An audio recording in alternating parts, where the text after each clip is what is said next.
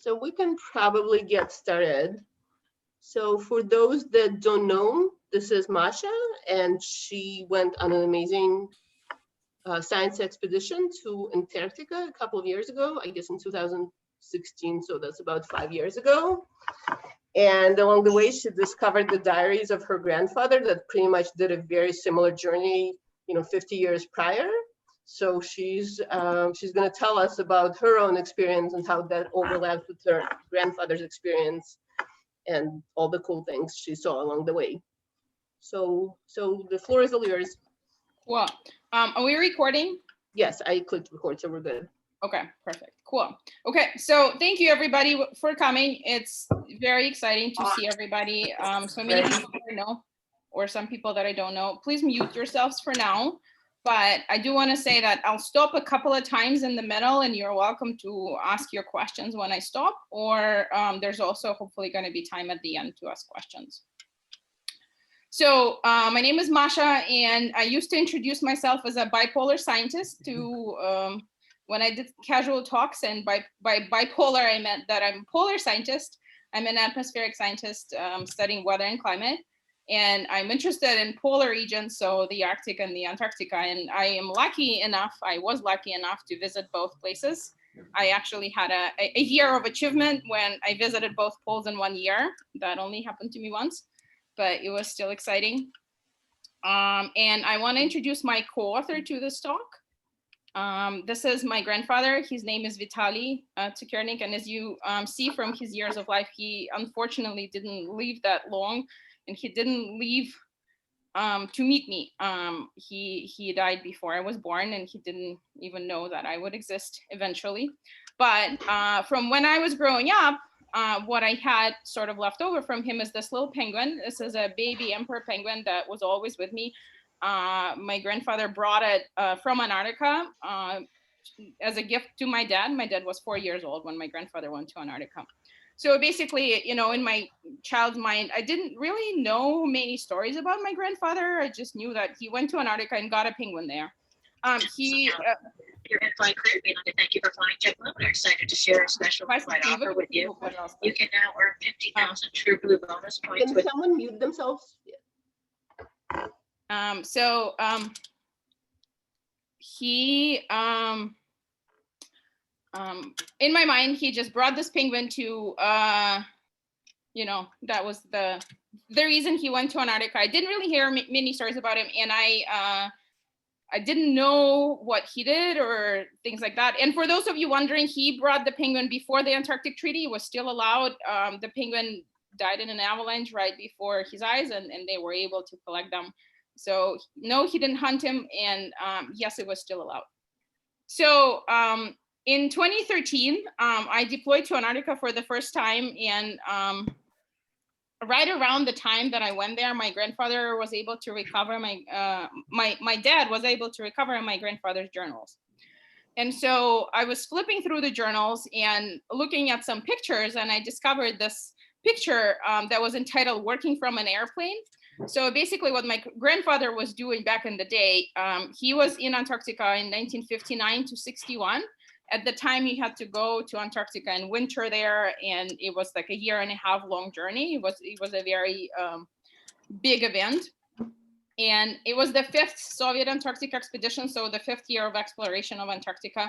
Back in the day, we didn't even know how thick the ice sheet is. So my grandfather, being a geophysicist, did some seismic work. So he brought a lot of explosives with him, and he detonated the explosives and then did the measurements of the thickness of the ice, collecting the wave stuff. And if you have questions about that part, my parents can handle that, because they actually both turned to be geophysicists later on after my grandfather went back. I was working off an airplane myself. I was installing weather stations. So this is a picture of a weather station, an automated weather station that I installed in Antarctica. So it was just super remarkable. Unfortunately, I didn't really go beyond pictures at the time, because my grandfather's handwriting is terrible, and I couldn't get through it for the life of me. So I didn't really read his journals in tidy. And then a couple of years later, a friend called me up and she said that there's this cruise being organized kind of last minute and they're going to circumnavigate Antarctica. Let's write a grant and if we get it, you should go because I can't and it's an amazing opportunity. So of course I said yes. I thought we're never going to get it.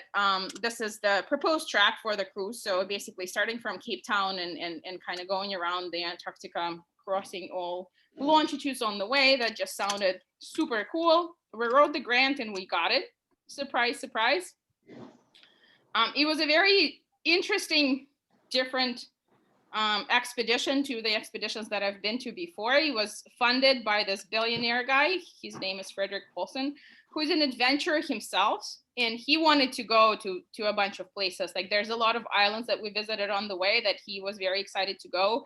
He wanted to see tabular icebergs around Antarctica, which is something that I was really excited to see as well. And because going to Antarctica is expensive and a big deal, he actually set aside some money for science on the way, chartered a Russian icebreaker. This is my home for 3 months. Her name is Academic Troshnikov, and it sounds weird to say she about a Russian ship, but I guess it's still a she in English. And off we went. So right at the time as we were preparing to go, I realized that the journey is going to be super similar to my grandfather's, as he also went on a ship from St. Petersburg all the way to Antarctica. And one peculiar thing about his journals was that on the ship, he didn't have a science project of his own himself. So a lot of his journal diary entries are actually from the ship rather than from land, because he got super busy with work on land and he didn't really had time to write. So this is the ship that he took. This is the ship that he took back. So this is an icebreaker, an ice class vessel, sort of similar to what Academic Tershnikov was. Both of those ships belong to the Arctic and Antarctic Research Institute, and the expeditions were partially organized by the same research institution that's located in St. Petersburg in Russia. And this is like the main Antarctic hub for Antarctic science in Russia. So there were just like so many similarities that I asked my parents to type up my grandfather's journals. And I took a copy with me, an electronic copy of his diaries, and I was reading it while I was on the ship. And amazingly, I found a lot of really similar ideas and thoughts and feelings in them. And so this is what I'm going to talk to you about. One of the things that I want to point out is just sort of similarities and differences. And this is how I'm going to go today. I'm going to talk about similarities and differences in our experiences. So this is the map of my journey, of my ship's journey, actually. So the ship transmits the GPS coordinates, and you can see that sometimes like there was something lacking and it didn't transmit, so it connects it in a straight line, but most of the time it just like transmits coordinates fairly regularly. And you can look at it online. My friends and my parents were actually looking at this map live. And so the ship left from St. Petersburg. Then the first stop was in Germany. My ship stopped in Bremerhaven. My grandfather's ship stopped in Kiel. An amazing opportunity to visit Western Germany. At the time of my grandfather's visit, nobody was allowed off the ship. They basically sat on the ship locked in. They couldn't even look at anything. So the only foreign city that my grandfather got to visit was Cape Town, which was exactly the same port where we docked for a couple of days on the way in and out. I have to say, according to my grandfather's journal, Cape Town changed a lot. It was the only place he ever visited outside the Soviet Union in his life. And it was South Africa in the time of apartheid. It was a very different country. Right now, the port is thriving and it's a very much tourist attraction, the port where we docked. Whereas where my grandfather docked, it was kind of shady and scary to the same time. We did get to visit a bunch of similar sites, like we both went to the Cape of Good Hope, but I'm not going to tell you much about that because Antarctica is going to be my main focus. And after Cape Town, my grandfather went and visited a couple of foreign stations. So the first dot on this map is Sueva Station, the Japanese station. Then the next dot is Mawson Station, Australian station. And then the last dot is Mirny, which is their final destination where they all floated off the ship. And then they went inland and did some exploration and seismic work on this continent itself. Funny thing is, my grandfather, going back from Mirny station back to Cape Town, writes in his journal that he really wished that he visited either an Australian port, and I got to visit Hobart, or a South American port, and I got to visit Punta Arenas in Chile. So he kind of sort of predicted my journey, and he was kind of going on and on and on for 2 pages how he really wants to visit those places because they're probably very different from South Africa, and it's so nice to see the world. And he also want to cross all the continents off his map. And I don't know if he envisioned that or not, but that was one of my goals too with this journey. And it was kind of really funny to read this from a person that I've never met, but am related to. And I'm proud that I crossed that from the bucket list, at least for myself, not quite for him, but it's nice. So this is just a picture that I wanted to show you. So I'm gonna stop here in case you guys have any preliminary questions, and if not, we can move on to the journey. So I'll give you a second and I'll have a sip of water. Mashka, Yes. hello, this is awesome. Do you want to briefly talk about your area of study and then your grandfather's area of study? Like, why did you guys both end up on these expeditions, I guess?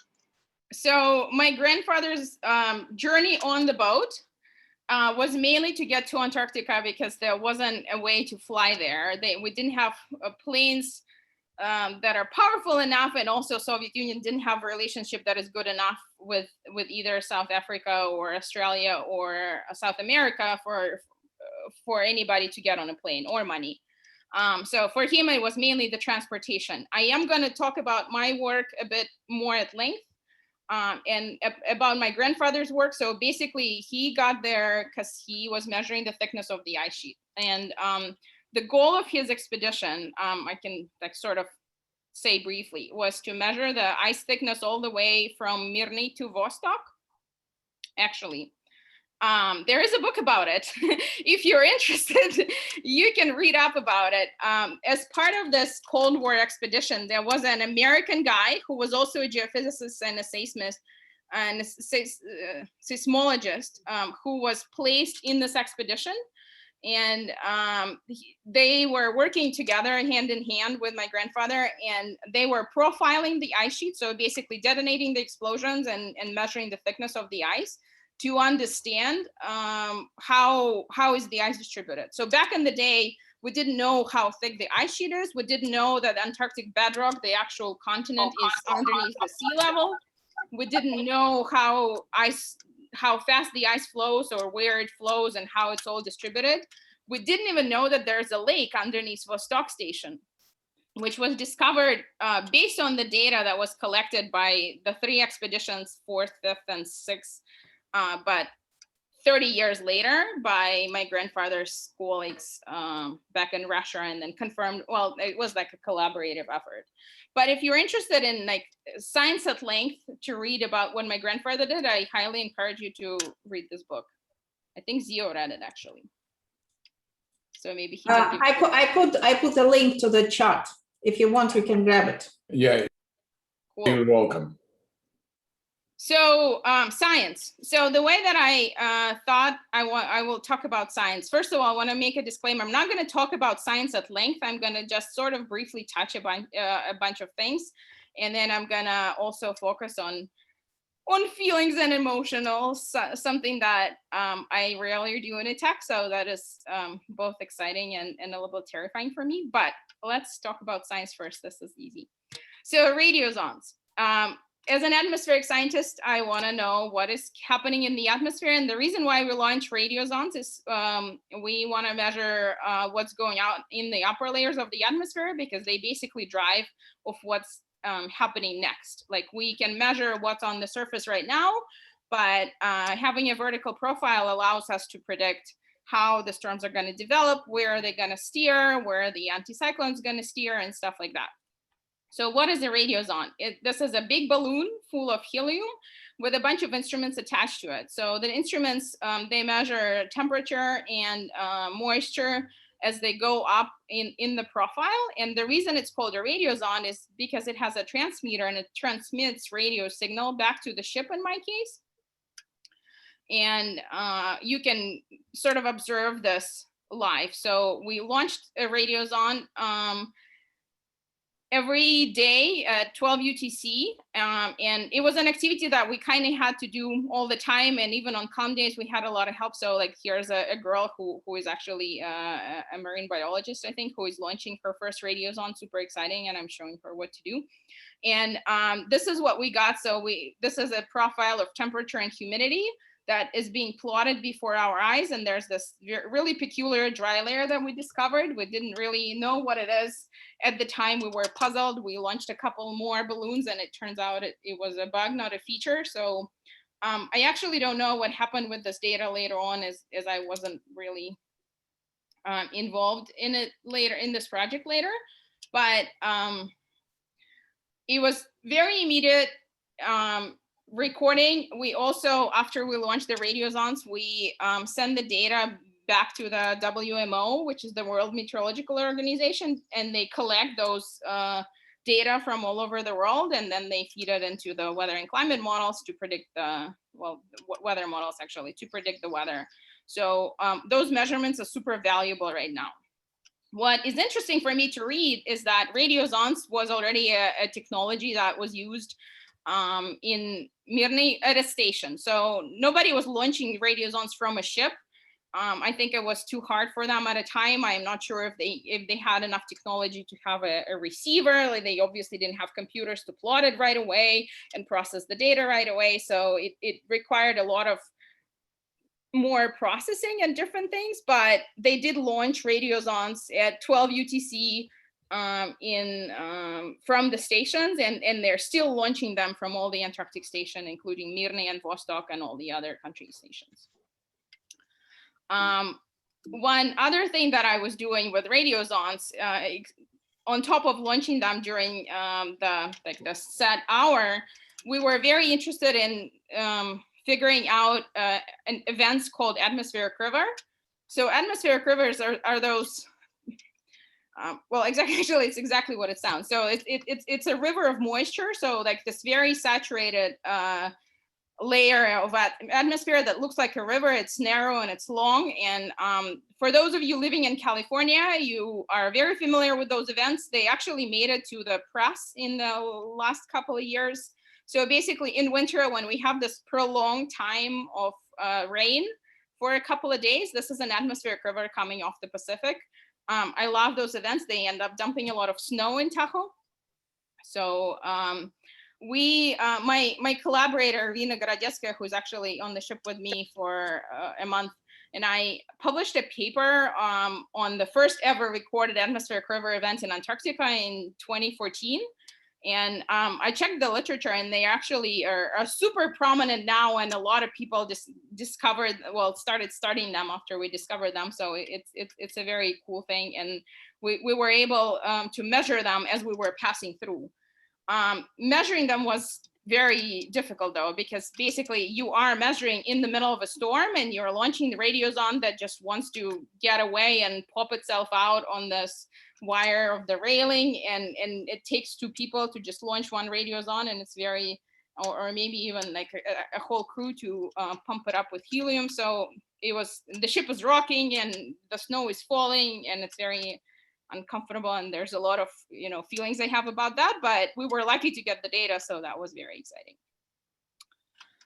Another activity that we did on the ship it's called dredging. So what it is basically you attach this net that you lower to the bottom of the ocean, and you kind of scrape, like there's this scraper that you can see, you scrape the bottom of the ocean, the bottom layer, collecting a bunch of life and like little rocks from the bottom of the ocean, and you end up.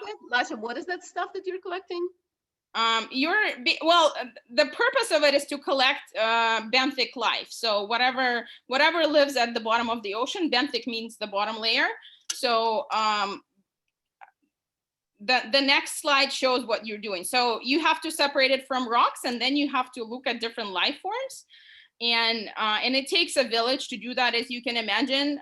And then you get different forms of life, and you are trying to discover, different species, or some species can act as some proxies for like temperature or salinity or something like that, or some conditions or some past conditions. You might be able to recover some dead life, some fossils. I'm not sure if they're preserving them. I think for our particular purposes, they're interested in life. In life that is alive. But what was interesting for me to learn is my grandfather's ship was doing this dredging activity as well. And so they were collecting some life. I think they were finding a lot of new species at the time, because 60 years later, we might have discovered a lot of it. But at the time that they were doing it for the first time, around Antarctica, it's the, first years of exploration.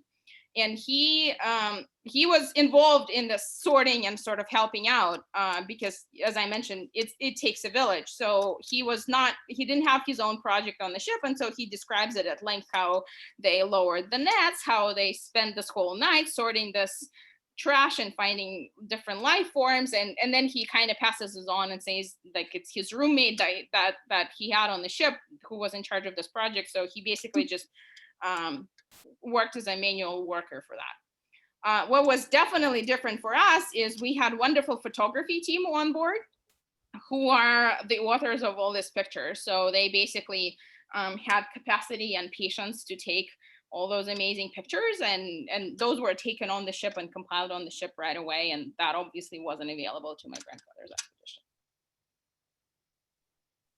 Okay, another activity that I did that is related to my project directly. So my project was about figuring out the changes of salinity in the Southern Ocean, because there's this big theory that as the climate warms and the hydrological cycle intensifies, there's going to be more precipitation and more ice sheet melt. And this is basically going to lead to fresher Southern Ocean. And we wanted to observe whether this is happening or not, and if it is, to what extent is it happening. So we were continuously collecting salinity and del-O18, so heavy water isotope measurements. This is the two sample bottles that we were collecting. We were continuously collecting them as we went, like, throughout this whole circumnavigation. Every 3 hours for the duration of the whole cruise, I had to collect a sample. So I also try to delegate and make sure that at least I don't collect them 24 hours and have at least a 6-hour window to sleep. But we also had what is called an oceanographic station, which is basically you stop the ship and you lower the instruments down. And the instruments that you lower down, the instrument is right here. We actually had a lot of different instruments, but the basic one, like the first one that you need to have is called CTD, for conductivity, temperature, depth. So basically measuring the vertical profile of the ocean, how salty it is, what's the temperature at what depth. And what I want to point out for people, I guess, like, that was an exciting fun fact for me to learn and present at Kids Fairs. So you can think about ocean, the world ocean, any ocean, as a layered cake. And as you go down in the vertical, you can actually encounter different layers of water. There's different waters, they have different properties. So as you go down, you can encounter summer waters, and then you're gonna encounter winter waters, and then you're gonna encounter a more of a mixed layer down the bottom. So as you go vertically down, you can sample back in time for the last year at least.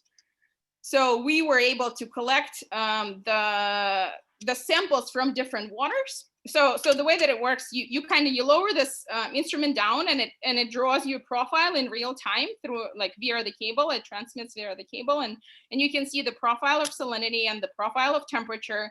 And by this two properties, you can distinguish those layers of the cake in the ocean.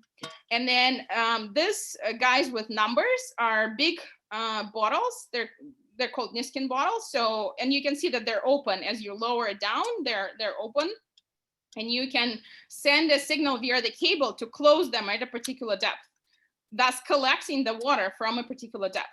So you can choose to collect water at a specific layer where it's, say, Antarctic winter waters, or from where it's mixed layers, or from the bottom layers and stuff like that. And then you bring this water up, and this is what I'm doing. So that we brought the rosette back up, and I'm collecting the water into the bottles. And I was doing this physical oceanography collection, but we had a lot of science, and there's actually more instruments here as well, but we measured all sorts of things. So we measured all the chemical composition of the water. We measured the biological composition of the water, a bunch of different parameters. We like basically filled up all those Niskin bottles, and we ended up using most of this, whatever it is, I don't know, 5 liters or 10 liters, I forgot, but it's a lot of water that we collected, and we for the most part, except for the oxygen saturation, which needs to be done immediately, we brought the samples back to land and then analyzed them years later. So a fun side effect for those of you who's ever been on a cruise, science cruise, this is a very typical activity of what we did. So as we lower the rosette down, what happens to the pressure in the waters? It increases, right? So if you put a styrofoam cup that is tied to this instrument, basically to this rosette, it's gonna decrease in size. So you can see how much. This is the cup that I colored, and this is how big it turned out to be. So when I did this lectures live, I would bring a sample cup and I would show it and pass it around, make people guess what happened to it. And yeah, those are very exciting souvenirs. I draw like I have one. 20 of those. You have one? You brought it to the talk? I knew where it was, so I went and I got it. Cool, thank you. Yeah, so this is like a typical styrofoam cup, and you can see how it fits in between, you know, fingers, like really small. I have one too, but I didn't think to bring one. Thank you. Cool. Okay, what else? And sort of a very novel project that we did was collecting water in search of microplastic. That did a lot of fuzz. It was an interesting project. It made a lot of press. Like, I've seen a bunch of articles about it. Even now, the guy who was doing it, I kind of see him in the news a lot. So basically just figuring out how much plastic makes it to the Southern Ocean. It takes a long time for plastic to make it there because it's very isolated. But you know, at the same time, launching radiozones every day and sometimes more, I did feel responsible for contributing some plastic into the ocean, because the instrument box that I showed you, that is the small one, it actually ends up in the ocean at the end, unfortunately, because there's not much we can do about it. Oh, and my last activity, which is something that I told my friends that I was gonna go to Antarctica and catch snowflakes. And for some reason, they thought that I was kidding, but I wasn't. So those are the different snowflakes that we collected when we were on a ship, and we collected them using a chemical solution that we put on glass slides that would preserve the snowflakes. So basically, we put a chemical solution on a slide and then collected snowflakes. We just basically went around the deck and when it was snowing and collected those samples, and then the chemical preserved them, so you can put them in the room temperature and then take pictures of them later, which is what this previous slide was showing. And the reason we did that is because we were interested to know to understand the precipitation better, right? Like, is the where's the precipitation forming? How high of the layer is that? And so based on the shape of the snowflake, we could determine what were the conditions for the forming of a particular snowflake, and then we'll know where we collected it, and then we'll connect it to all the other meteorological data that we collected from the ship, all the radio zones and all the weather measurements that we took as with the weather station that is located on the deck, and kind of put it all together. So at the time of us collecting it, it was a lot of sort of singular points of different things that had to come together and be aggregated. And this is all I was planning to say about science, and now moving on to the life on board. I can stop here and see if you guys have any questions.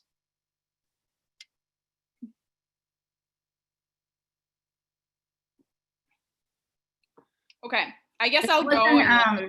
There was an oceanography question in the chat.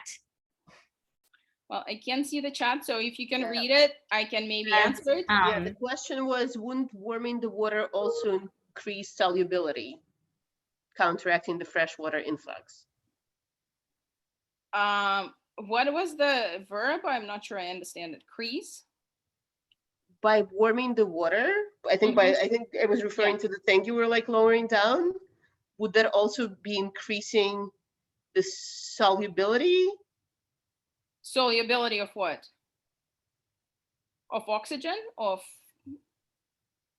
okay, we can maybe discuss does the later. person who asked the question want to like explain what they meant?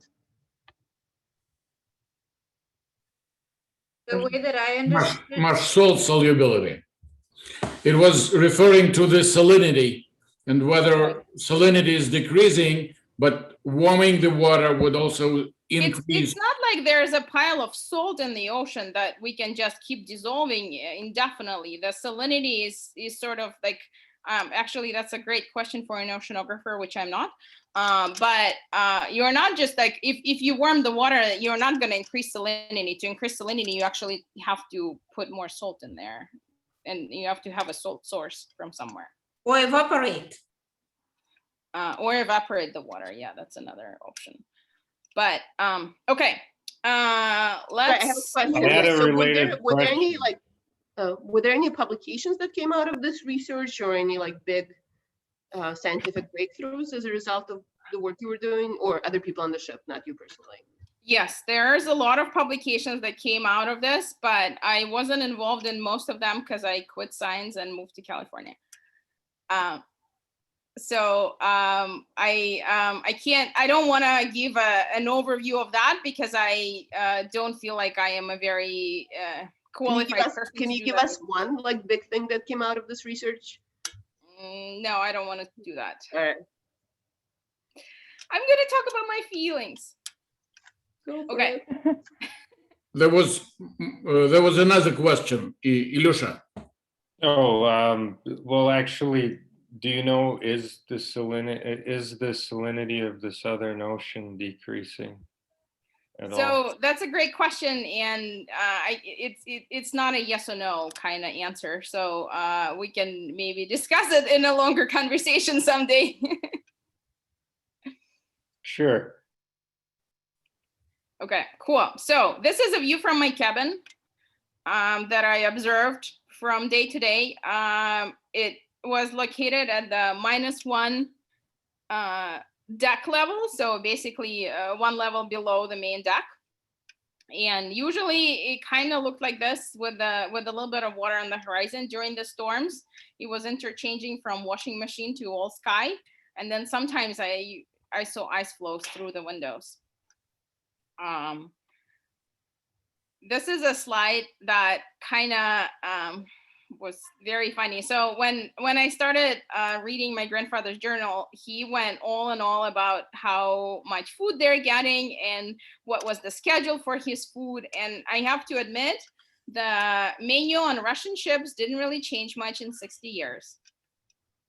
So the schedule was the same, and even the type of food we were getting soup twice a day for lunch and dinner. It was the same soup, but it was very hearty. It was great to have if you've been launching radiosondes in the snow and were super cold. But it was funny how at the beginning of the diary, my grandfather describes food in all glory, kind of saying how it's amazing and it's so awesome and it's so great. And he didn't expect to be fed that much and so well. And then by the end of it, he's kind of sick of it and it's too repetitive and it's not getting any different. I think I didn't really share the initial excitement, but the repetitive part I can definitely relate to. The most exciting day was Sunday. We had fried eggs in the morning on Sunday. This is actually how you can tell days apart. So one more thing about living on a ship is you work basically every day and a lot of times kind of 24/7. Can I interrupt for a second? Yeah. So how long did your entire expedition last? How long were you on the ship? So I was on the ship for 3 months. I boarded in December 20th and I got off the ship, I think it was March 19th or 20th, something like that. The expedition that my grandfather, I think it took, because the ships were not as fast, I think it took him about a month or maybe even a month and a half to go one way. This is why like his whole expedition was a year and a half, because it took him more than a month to get from St. Petersburg. No, actually more than that, because it also takes a month to go from St. Petersburg to Cape Town, the leg that I didn't do. Because I basically flew to Germany, I loaded the ship there, and then I flew back to Boston where I was living at a time and, had 3 weeks to myself and then flew to Cape Town while the ship was traveling. That obviously wasn't a thing that my grandfather could do. So I'm kind of thinking maybe their whole journey was more like 2.5 months or like 3 months as well, just one way for him. They didn't circumnavigate Antarctica, but they stopped at a couple of places on the way there at least. But back to the food, because or did I answer your question? Do you have more, Alina? No, I'm good.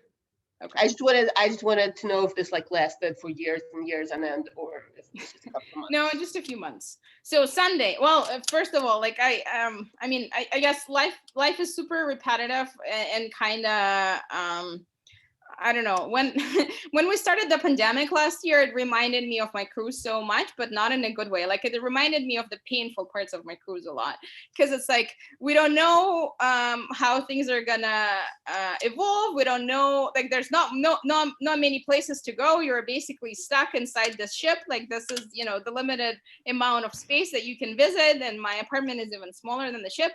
And the only thing that entertain you is this food that is very abundant. And in case of the pandemic, I didn't have a menu and nobody cooked for me, but on the ship that was the most important and kind of community building experience. Go for a meal.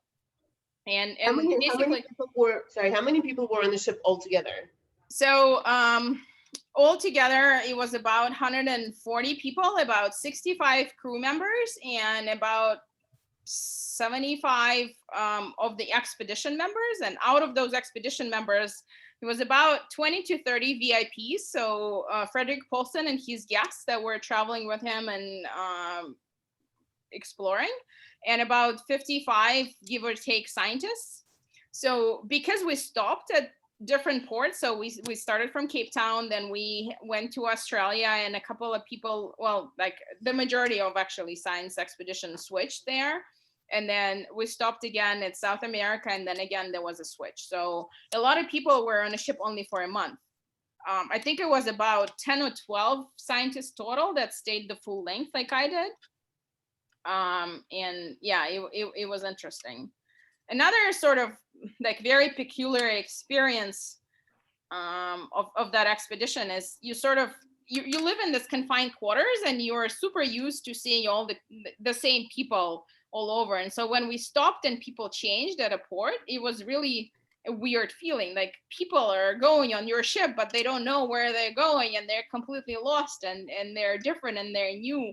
And I guess it was funny that probably how the crew feels all the time when the new science expedition boards, because they've been working on the ship for years and years, and then this new scientist always getting lost and they make fun of them. I kind of got to experience that. But back to Sunday, important day, we had fried eggs for breakfast. This is big. don't underestimate it. That's the only time I ever woke up for breakfast. And then for tea time, we had like, they were translated as baked goods, but basically pastries. So that was also exciting. So this is the time when I was sleeping through tea time because I didn't have a good night's sleep and I had a night shift, and my roommate brought me tea back to the cabin that we stayed in. And that was put a sign that it's a big God that's gonna keep me alive through the day. So this is a view of my cabin. Go on before you leave the food, because I'm very interested in this part of the talk. Awesome. Yes. First of all, an observation. I think it's awesome that you started your talk about feelings with food, because that's probably where I would have started too. And then the other question, well, I guess the question I have is, it looks like meal times were very short, and that doesn't jive with what I know about Russian meal times. So was that true that they only lasted half an hour? Yeah, well, officially they lasted an hour, but by the end of half an hour, they started cleaning up. The reason why they were short is because there's actually staff. I don't want to call them waiters, but kind of like there were staff. There were a staff of cooks. They were, I think, 3 cooks total for 140 people, or maybe 6 cooks total. So they alternate. And then there was this, I want to say 6 total ladies, because it's a Russian ship and everything needs to be traditional, who would put plates and forks on the table, and they would serve you the food. They were very much in a hurry to clean up. Yeah. Because, well, first of all, because they wanted to have a little break in between meals. The meals are already, there's 4 of them. A lot of times, like for them to start the day, they had to wake up at 5 to start the prep and the cleanup and all that stuff. Sometimes we also had meetings. The mess, which is where you eat, is the only space on the ship that could feed everybody. So in between tea and dinner, for example, we had the meeting of all the scientists, like a daily meeting of all the scientists to like check in and see how things are going. What is the plan for the next day? So they needed to clean up. So we had that meeting at 5. They needed to have everything cleaned up by then. Funny that you mentioned it too, that like, the long, so like we didn't really have the luxury to do that. Question, what about like turbulence? Was there a problem because things got shaky? I was going to mention, it felt like every time the meal started, this is when the ship started rocking. But I think mostly because you don't really notice it as much. But when you have a big bowl of soup that kind of goes overboard within every roll of the ship, this is an issue, yes. And it's a very similar issue to my grandfather's journals as well. He described it at length. So that was really funny for me to read it and kind of know that, nothing really changed in 60 years. And he mentioned at one point that he didn't even take the soup one day because it was rolling too much and he was afraid to spill it. I was never afraid to spill it. I just spilled it. But I mean, usually you don't have to spill it. You can kind of hold the bowl in your hands, or you can, I don't know, eat fast. I never had an issue with that. But yeah, so yes. So if the ship is not rolling too hard, then they would put the soup in the bowls for you, and you can actually just go and eat it. But if the ship is rolling moderately, then they'll put a little pot, like castrulla of soup, to every second table, and you can pour it yourself. And if the ship is rolling like crazy, then there's this like super sized bowl that that is tied with the rope to the like anchored, and you can pour it from there, but you can't really it's not going to stand on the table. So the plates, the silverware and the plates are not attached to the ship, and so when it's rolling, then they're not going to distribute it and put it on the tables and chairs. Tables and chairs, on the other hand, are anchored. So all the tables and chairs are tied with a rope. So it's basically like you can't move your table closer to the, you can move your chair closer to the table because it's tied. When it's not rolling, they would sometimes untie it. it's important, you know, to kind of make sure you tie it back before the next storm. Okay, so let's move on because I don't know how I'm doing on time. I'm not doing that well. Okay, so storms, funny that you mention it. I have a couple of pretty pictures of storms. I get those questions all the time, and I guess the meal time during storms was the most exciting, and also doing work during storms were the most exciting. Just to give you a reference, this is level number, so like the second level from main deck, this is the third level from main deck. So this is actually kind of high up on the ship. And at this picture, everything is actually covered with water. You're not allowed to main deck or this bow the front of the ship during the storm, obviously, because you can be washed away. You sometimes are not even allowed to, so the picture is taken from above the bridge. So you can stand, the bridge is where all the chief sailors are, like the captain and his crew. And then on top of it, you can go, and this is the highest observation point. It's called Monkey Island in English. I don't know why. But usually you're allowed there unless the ship is rolling and rocking too much and it gets slippery, and then they're worried about you and they wouldn't let you go. And we would still sneak out when we're not allowed, just because it was too exciting to do, but usually would be careful. Maybe I should have not said that because it's being recorded, but anyway, forgive me. We did not go there. Okay, this is probably the best picture of a storm. It was not taken by me, unfortunately, but it's still the coolest picture ever.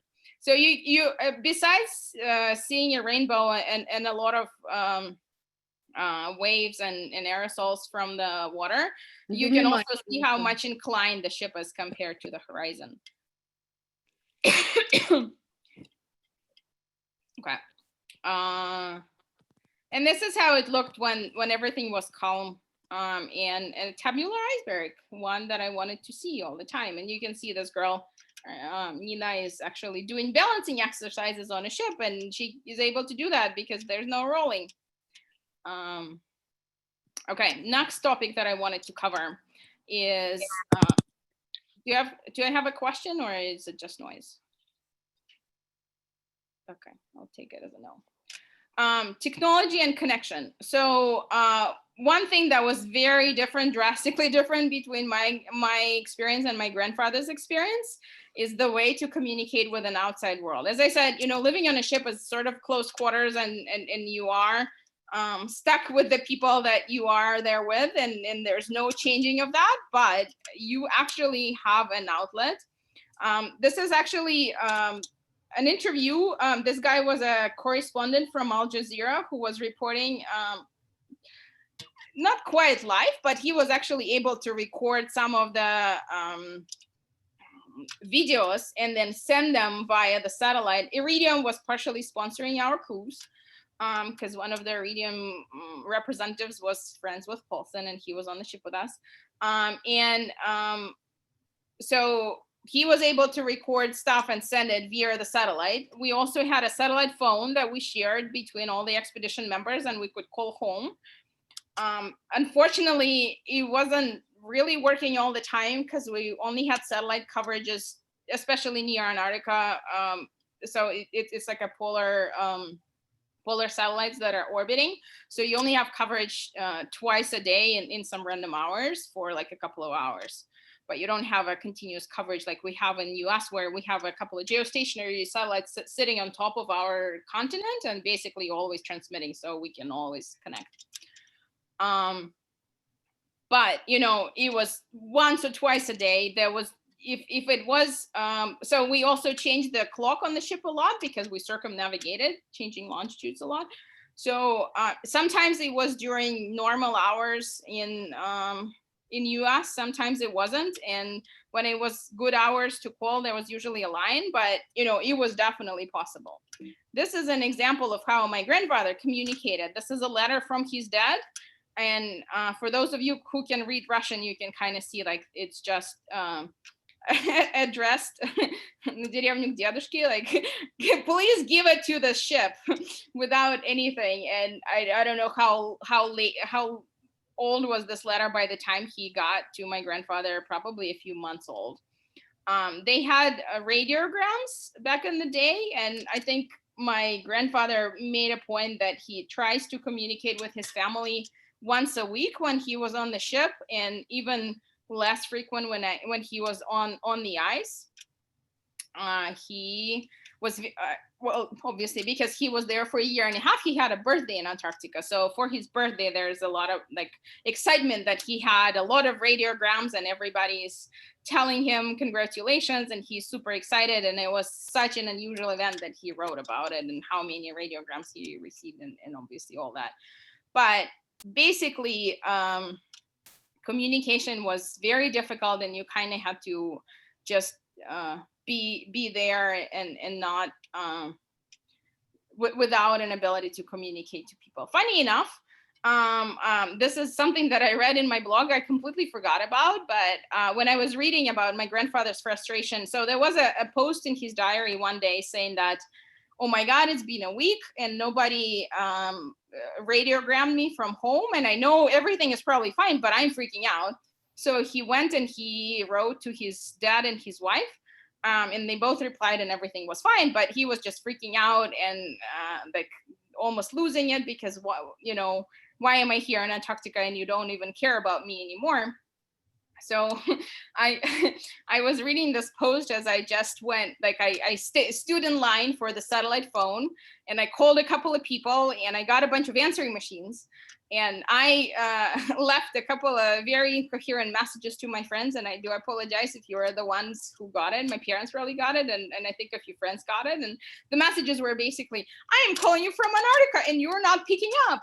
And, you know, it could have been like 2 o'clock in the morning, this person's time, but, you know, I'm calling from Antarctica, you have to pick up, right? So there is this sense of isolation and the sense of kind of not being able to contact the people you love and care about, that sometimes gets to it. Another interesting observation that my grandfather had, he wrote that it haunts you mostly when the work is not doing well. And I think that this is very true. Like if something is frustrating on the ship, then you can't really take it out on, you don't want to take it out on the people on the ship, and you just want to like share your feelings, and you want to share it with somebody you love and somebody you were used to sharing your feelings with. And at that point, if somebody's not picking up, or, you know, if you have to wait a month till you get a letter, that is very frustrating. But if everything's going fine, it's much easier to handle that. Okay. Another similarity that I found, which was really cool, transportation, you know, moving around from the ship to land, which is what my grandfather did basically when they offloaded from a ship, because they're in most of the stations where they were, the ship couldn't make it to dock. I mean, first of all, there's no good pier in Antarctica for a ship to dock, and second of all, a lot of times it's covered with sea ice, the distance that's near. So they had to just sort of park the ship in the sea ice and take the helicopters in and out, and load off the cargo in the helicopters. Back in the day, they would just like put the cargo in the net, tie the net to the helicopter. We still do that actually in Antarctica. We stopped at a lot of islands, and so we had way smaller helicopters. We barely tied anything to the bottom of them. I think sometimes we tied ice cores when we were collecting ice cores, but it was the main transportation, you know, in and out of the ship when we were traveling. We obviously docked at ports, but in Antarctica, that was the main thing. And this is me dressed in a helicopter suit, ready to get on a helicopter. My science project wasn't really very involved with land sampling, so I didn't really get to go to the helicopter that much, but I did get to go once. So that was thanks to the helicopter pilots and engineers who felt bad for me and decided to take me, and a bunch of other girls who never made it. Were there like dramatic stories where people couldn't be found for the trip back, or? They were dramatic stories, yes. So on the first island where we stopped, there was a group of scientists who were doing lake sediment cores, I think, or no, not lake sediment, anything. They were sampling something from the land. I am not sure if it's the bottom of the lake or next to the lake or something like that. And then when they were dropped there, we couldn't recover them because the weather turned bad. And it was a big issue and a miscommunication that we learned a lot of lessons from. But yeah, it was very dramatic. It was our first stop. I think we got better by the end of it, but it was intense. How did they survive? Yeah, so what happened to them? So whenever you are dropped anywhere in Antarctica or subantarctic islands, there is a protocol you should follow. So if you follow that, you should be okay. But basically, you have to have an overnight gear with you no matter where you go. So I can tell you probably more from my own experience. So back when I was deploying weather stations in Antarctica, we were also working off helicopters and off planes. And we took a helicopter ride once to a weather station that we had to repair.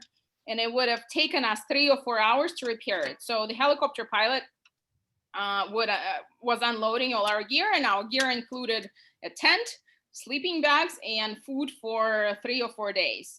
It's not very exciting emergency food that you kind of like, you boil water and you put in it like you know, this like backpacking packages. But you can survive there, and you have nice sleeping bag and a tent. And then the helicopter pilot goes, you know what? I looked at the forecast and seen the clouds. Chances are I'm not going to recover you in 3 hours. And it was me and my partner. And it was the last station we were going to do, and we're due to go home in 2 hours. And when he says he's not going to recover us in 2 hours, that could mean that we're not going to be able to be recovered by the time to make our plane back home. And so and it was the end of the season, obviously. My partner and I looked at each other and we're like, no, we're not staying. Let's go back. So yeah, we just made a call, and you kind of always check, and you check with land and you check with anything. It's much more remote and difficult when you are on the ship and you don't really have a good network of weather observations and meteorologists constantly forecasting and updating their forecasts. So for us on this particular journey, it was more challenging. So sometimes the islands where we deployed actually had stations there, like Kerguelen Island, Misha's favorite, has a station, and they have a meteorologist there. So they would do forecasts and they would have better data.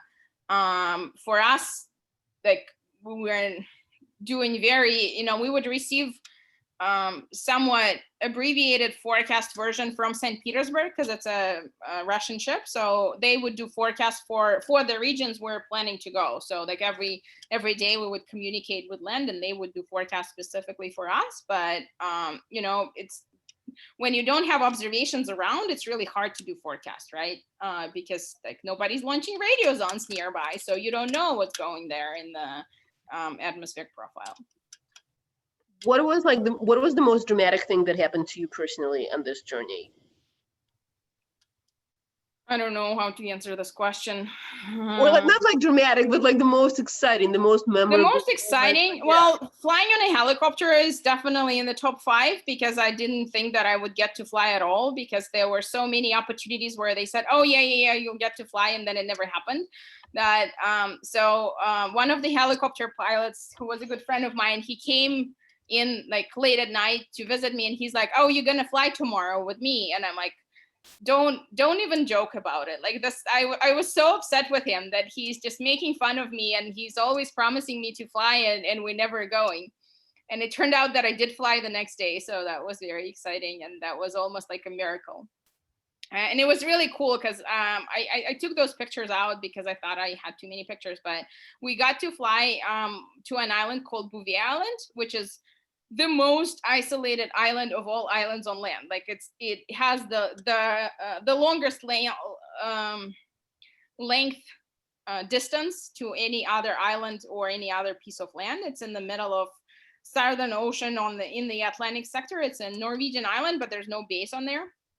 And there are a bunch of ice flows kind of, like very small ice floes floating around it, and we flew really nicely next to them, and then we landed on the rock, and just could stand there, which was really cool, standing on the ground after shaky seas. And the fact that the thing that I didn't quite realize, so the small helicopters that we had on board, unlike the bigger helicopters like this one, I guess, that my grandfather used, they have like this front is all glass, and the way that they fly at an angle. They kind of fly like pointing down. So we flew all around different places, and we could see the best views ever. Like we could see those, waves washing off the ice and the rocks in the sides of the island so close that I couldn't even imagine that you could see that. We also had a couple of drones and really cool footage from drones. We lost 3 drones in this journey because, it's pretty challenging to fly drones off the ship. But the reason we lost them is because I guess they lost signal and probably dropped into sea as well. Mostly because the ship is not a stationary point.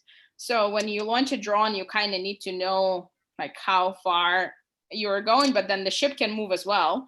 So you lose connection to the drone. You can't fly it far enough as you would on land. Okay. Gym or sports activities. So this is what is called a gym. Oops, I did not mean to draw that, but whatever. This is what is called a gym on a Russian ship. And I've been to several Russian ships, and mostly this is a table tennis room, and all the crew members are super crazy good at table tennis. I always blame the ship rolling for always missing the ball, but whatever. There are a couple, like there was a stationary bike on a running track, and then at some point one of the girls in our expedition fell off and hurt her ankle, so we were not allowed to use the equipment. There was also an underground weight lift that sailors, the crew maintained. I think I went there once, but it was kind of scary and hard to get to, and I never went again. But a couple of people from the expedition organized a boot camp on Hilo deck. So on somewhat nicer days, sunny days. Can I clean this up? Sorry. I don't know why I have this green stuff on top of my screen. I didn't mean to put that there, but anyway, bear with me.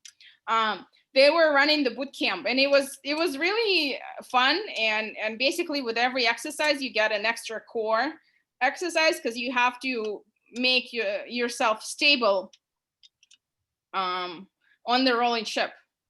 I also have to say that was the reason for quite a few doctor visits, and I was the translator of all the expedition members going to the doctor. So this is how I know. I didn't get to attempt that many boot camps as I wanted because they usually happen during something like they really like to do it during the oceanography stations when the ship was somewhat stationary and we were lowering the instruments down.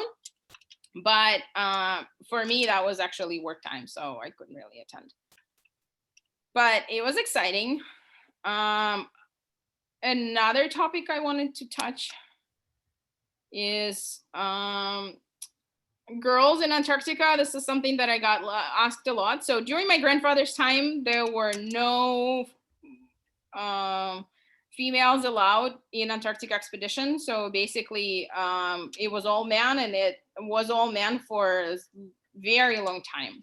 The first woman to ever visit Lake Vostok station, the Russian Soviet station, went there in, I want to say 5 years ago or so. It was a journalist, and she actually shot a film about it. And they showed this film in Russia. I haven't seen it myself, but it was interesting. I kind of heard some hearsay stories about, how it was very different for all those macho men to have a girl on board and or on the station, and like they were not as nice to her as they should have been and all that stuff. So I don't know exactly what happened, but she did produce a film, so that's good. And there was actually a first girl scientist that went to Antarctica, and that happened, I want to say, like, yeah, probably the journalist went about 10 years ago, and the scientist went after this expedition in 2017. So I want to say like 3 years ago, something like that. We, on the other hand, had quite a few girls as part of the science expedition, and it was an interesting experience. So this is a rare days that I took, which was a day off, and I thought that, you know, being in the ship for too long, I want to go ahead and paint my nails. So I painted my nails. I took a picture. It probably got scratched away in the next day or so, because putting your fingers in salty water all the time doesn't really do good to your fingers. But it was exciting. I took a picture, so it's there, preserved for the history. This is how my cabin looked like after my stop in Australia. This is not due to me, but thanks to my Australian friends. So I was super lucky that when we stopped in Hobart in Australia, I had actually about 15 people that flew to visit me from Melbourne. And it was super exciting. And I actually was able to show some of them inside the ship, which was awesome. And so they've been to my cabin, and they asked me what I missed the most. And I said it was fruit. So they went to the farmer's market and got me a lot of fruit. And then they got me flowers, which was super nice. They lasted for about a week. And I feel like everybody who saw them was very excited about it. And yeah. Another similarity, my grandfather and I spent New Year's in Antarctica, and his description of New Year's celebration was painfully resembling what happened to us on the ship. The captain came in and he started reading official telegrams from all over the world. The director of the Arctic and Antarctic Research Institute sends their cheers, or all the Antarctic stations from all over send their cheers. And it was kind of like boring and the same, but then at the end of it, they gave us booze and we were all happy. And, you know, see, so this is my grandfather right here with a bottle of champagne, and me with a bottle of champagne. This is actually after a few bottles of champagne, so I'm really happy. Okay, I covered people with this. Go. Okay. This is actually January 1st. Before I went to bed after New Year's celebration, I went on deck and I had some alone time and kind of thought about life. And that resonated with my grandfather's diary, where he said that his favorite place to hang out, especially during the journey from St. Petersburg to Cape Town, when they actually had real nights and when the nights were super warm, was to hang out on what would be called Monkey Island in mine times. He sometimes even slept there. And sometimes he would think about the future and his kids and whether or not they would ever get to go to some cool places like Antarctica, or even if they would ever had an urge to go. My father was 4 years old at the time of his expedition. Well, 4 and 5, I guess. At the time my grandfather went down south. So it wasn't quite clear whether or not the spirit is gonna leave in my dad. And so a little personal story that I'm gonna share, forgive me, Dad. When I told him that I'm deploying to Antarctica for the first time, so not this expedition, but the previous one, my dad's reaction was, "You are going there? Why not me? I wanna go too." So I guess the adventurous spirits live through the generation. And I guess my grandfather would be happy to hear that. And this is what I observed during those short times. So this is the Aurora Australis, the Southern Lights. You actually have it throughout the whole year, but when you have polar day, you can't really see it. And we didn't have it that many days with darkness. So, and we only saw Aurora once throughout the expedition during our first leg, but it was pretty cool. Again, the pictures were taken by a professional photographer. My iPhone didn't capture anything, but it was exciting. I'm gonna stop right here. The last section of my talk is actually pretty pictures of penguin, but I wanna get rid of this green thing because it's annoying. So I'm gonna quit my presentation and start over. If you have questions, please let me know. How do you guys see the 2 yellow lines or green lines or no? Or is it just Yeah, me? we do see them. Yeah, You have to erase it in I don't know how to in erase PowerPoint. or you can just stop sharing and then like stop Yeah, sharing let me do that. That's a and then good. share again. Okay.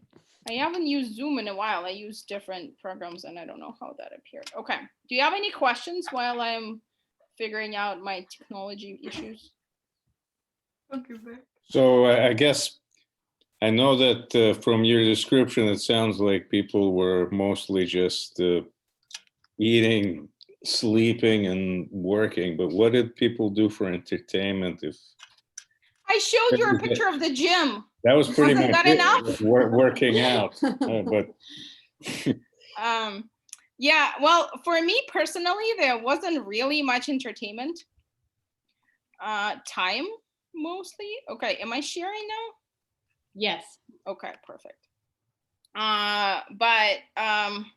What did I do? I had a coffee machine in my room, so I invited people for coffee. This is how Nespresso was sponsoring our cruise and Lindt chocolate. So we had Nespresso and we had Lindt. oh, It didn't last long, but it was exciting to have it. We had entertained, because we're boring scientists, we entertain ourselves with science talks every evening or every other evening. We would have a science talk. So I gave a bunch of those and I listened to a lot. There was chess tournament and ping pong tournaments. Trying to call home would usually take about 3 hours of your evening. So yeah, I think that about covers it. Another question, were there any, and what would happen if people got romantically involved? Let's not talk about that. Why not? What goes on an icebreaker stays an icebreaker. I mean, her Exactly. parents are Thank you, here. Misha. Do you really want to talk about that in front of her parents? I'm not sure we do. See, I have good friends. Okay, so this is a pretty picture of a chinstrap penguin. We did not visit a colony of chinstrap penguins, but we did see them in the water near South Sandwich Islands. Most of the wildlife pictures, again, are not mine because I only had an iPhone on board with me, and I'm just gonna flip through them, sometimes pointing the names of the species, but mostly just gonna flip through them because I think we're kind of out of time and you guys are probably tired, and let me just go. So this is an Adelie penguin in a big colony. As you can imagine, the smell is bad. This is one of our radio journalists who was recording the sound of the colony. It actually is a bit of a cacophony, I guess is the word in English, right? So they do yell a lot, and they are a little scared of people because they're small, and so everybody's trying to make themselves smaller, but the bigger penguins are less scared of people, especially if you kind of kneel down. But they are curious at the same time, so they would approach you and they would come to you. Again, Adelie penguins. This is a colony of king penguins with a ship on the background. This is one of the islands. Again, this is an Adelie penguin. So Adelie penguin is the size of a big seagull, and king penguin is probably a meter high. We actually saw those communities quite a lot, a bunch of Adelies and one king penguin among them. I don't quite understand why, and I don't know why, and like why is there just a lonely king penguin, and do they even talk to each other? But we saw them quite a lot of times, so that was an interesting thing. He's a scientist. Well, there's 3 of them. No. This is an adolescent Adelie penguin.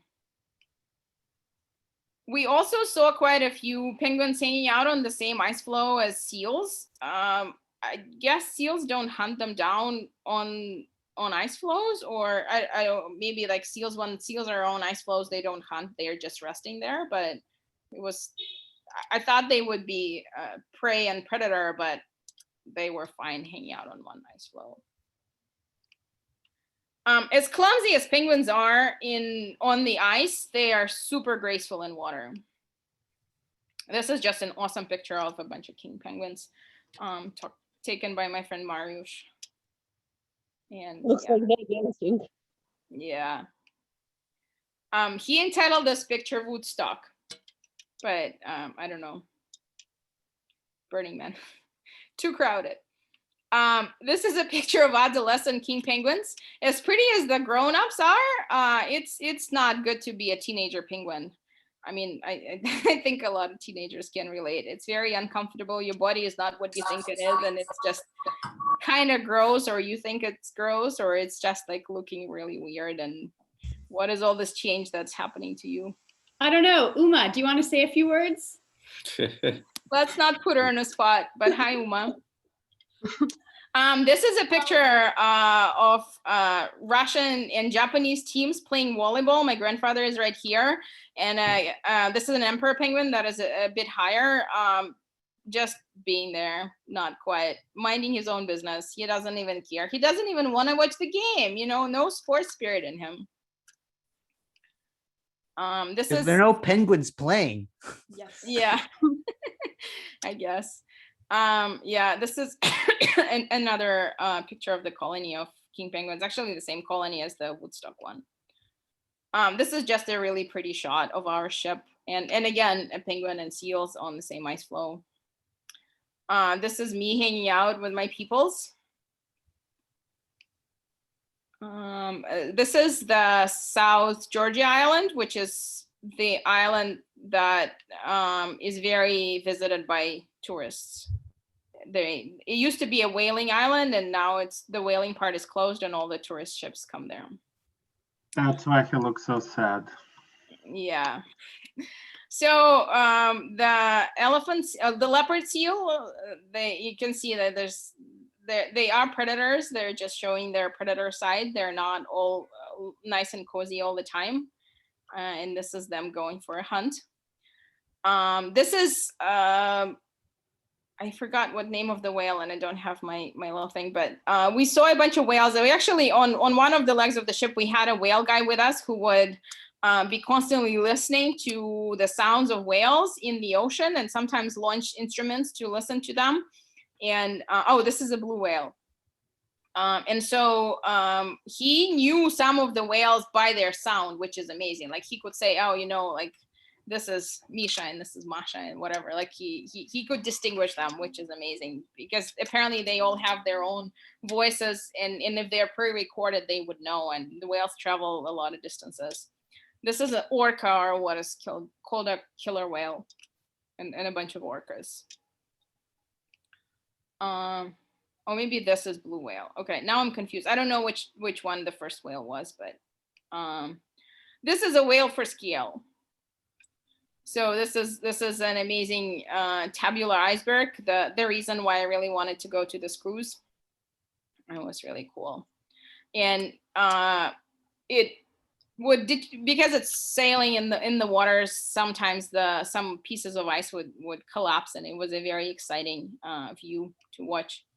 This is a helicopter flying from an ice floe, and this is a helicopter flying next to this tabular iceberg, just for scale. Those things are massive and amazingly pretty. This is some people. So we had, as part of another science project, we had an ice coring team with us. So they were drilling the ice, just like they do in Antarctica. They were drilling this ice from this tabular icebergs and collecting samples. So they drilled ice cores for paleoclimate. Again, like kind of similar idea as I explained with the ocean, going back in time. With ice, you go back in time, but even further back in time, because the ice is compact. So with a meter of core, you get, well, depending on how much snow accumulated in the region at the time that ice sheet formed, but you can go sometimes hundreds and thousands and of years, maybe more, depending on how dry it was to begin with. This is them signaling for an airplane. This is the guy who took all the pretty penguin pictures. Yeah, and sometimes penguins were just hanging out there, minding their own business. I like this picture a lot because it shows you how this icebergs are forming. So basically the ice sheet is flowing down in those tongues, and then they'll eventually calve and separate and become their own independent icebergs. But you can kind of see this in motion, like you can predict that they're going to crack off, and the cracks are nearly straight, and this is how you get this tabular features. And at some point we parked near one. So we had, as another science project with us, we had an underwater robot that they wanted at a particular point. It's called Mertz Glacier, which had a big ice calving event a few years before our expedition. We wanted to launch this robot and collect a bunch of samples to understand how the biology and the physics and chemistry of water changed, because there was this big drop of the ice sheet there, and what used to be covered with ice is now ocean, and there was also melting and freshening, and so a lot of interesting things.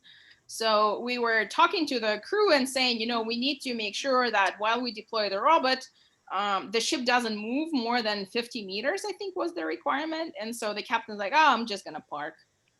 And he parked into the ice flow, into the ice sheet, not ice flow.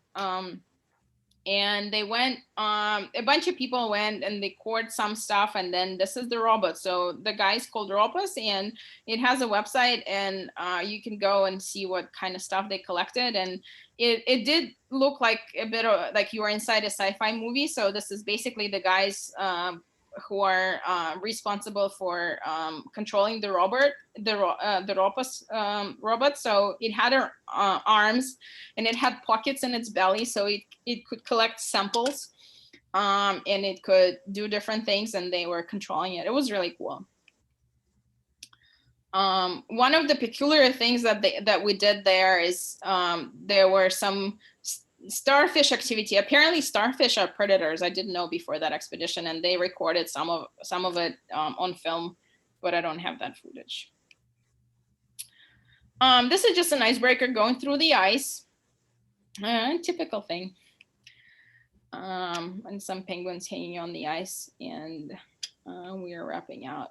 And this is the final photo of my expedition to sort of symbolize the circumnavigation that we completed. We put itself in a circle. And then this is a picture that is not black and white, that is taken in color, but because the polar regions are so black and white, unless it's dusk or dawn, it could have been taken by my grandfather or somebody in his expedition, and I kind of wanted to entitle it "The More Things Change, the More They Stay the Same." It's sort of I don't know, I like to look at pictures of polar regions and from old times and understand how similar and how different things are, and I hope that I conveyed that in this talk a little bit. And this is, I get my parting thought. I was talking to my parents about this talk, and my dad said that I really need a conclusion, and I felt like it was more of a talk about my feelings. So if I am to say a conclusion, I want to say keep a diary. You never know who's going to read it and how valuable it's going to be for people. I was super lucky to have my grandfather's diary with me on this journey and kind of see how his experiences related to my experiences, and what are the things that changed and what are the things that didn't. I learned a lot of things on the way. It was amazing to read the book by Gilbert DeWard as well, who also kept a diary and during the expedition, so in 59 to 61, and then he published a book in 1980s, years later. And it's an exciting book to read because he kind of referenced like, this is the start, this is what we did in 1960, and then 20 years later, this is what it led to in science development and stuff like that. And I feel like it's a little bit early for me to talk about what the results of the expedition 4 years ago. Even though things are turbulent, there's a lot of stuff still in development. So I'm not gonna, say big, large-scale conclusions, but it's important to preserve as much as you can because you forget about things. I forgot a lot of things. And with this, I'm gonna stop talking. Thank you very much for listening. I do appreciate every one of you. Yay, thank you, Masha. Машка, спасибо большое. Очень Спасибо, интересно. If you have Yeah, I'm questions, I can hang seriously, out for a little bit, or if you need to go, I've seen this, I've seen some of this before, but some of the pictures I have not seen, and they're just spectacular, like just totally spectacular. amazingly enough, I didn't have any new pictures from when you've seen it before. It's just, you know, a matter of going through them and looking at them again with fresh eyes. I guess so. I mean, maybe being at home for a year kind of makes things even more spectacular. I'm gonna stop sharing and read your comments now. Does anybody have a question? Just one question, Sure. Masha. Да. Because I was late, maybe you already told us. How did you get on this Russian ship? I flew to Cape Town and I boarded there, but it was an expedition funded. It is in the beginning of the talk. It was a privately funded expedition on a Russian ship that just kind of came together. Privately funded? By whom? Super fast. Last minute. I don't know. I don't want to say more, honestly. I think, yeah, it's just an expedition. Can you talk a little bit about interactions with the crew as well as interactions with the guests of the sponsor? Was there any, and how did that work out? Funny you ask. Can we stop recording? Because then I can tell you more. All right, I'm going to stop the recording. No, official session is Off over. the record.